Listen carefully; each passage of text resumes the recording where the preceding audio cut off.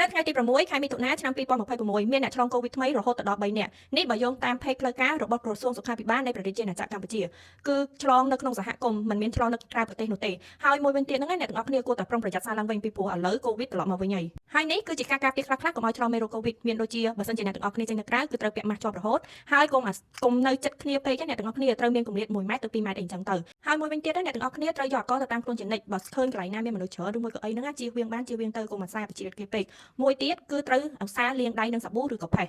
ហើយបើសិនជាអ្នកទាំងអស់គ្នាក្អកឬមួយចង់កដាស់អីគឺត្រូវយកដៃយកមកបិទមាត់ហើយការគ្របមាត់របស់អ្នកទាំងអស់គ្នាហ្នឹងមិនយកប្រអប់ដៃយកទៅគ្របមាត់ទេនេះដូចនៅក្នុងគ្រូខាងក្រោយខ្នងខ្ញុំអញ្ចឹងអ្នកទាំងអស់គ្នាហើយមួយវិញទៀតហ្នឹងកុំអាសាយកដៃរបស់អ្នកទាំងអស់ប្រអប់ដៃរបស់អ្នកទាំងអស់គ្នាហ្នឹងឬមួយកុំរៀនដៃរបស់អ្នកទាំងអស់គ្នាហ្នឹងយកមកលេងមុខញីមុខអីចឹងទៅពីព្រោះយើងអត់ដឹងថាប្រអប់ដៃយើងហ្នឹងប៉ះអីគេខ្លះហើយមានមេរោគនឹងឬក៏អត់ទេពីព្រោះជំងឺមួយនេះគឺវាឆ្លងតាមរយៈផ្លូវដង្ហើមគឺខ្លាំងមែនតើបើសិនជាអ្នកទាំងអស់គ្នាមានចម្ងល់អីឬមួយក៏សង្ស័យថាខ្លួនឯងកើតជំងឺហ្នឹងអាចធ្វើតេស្តនៅផ្ទះក៏បានឬមួយក៏អាចទៅពេទ្យហ្មងក៏បានដែរ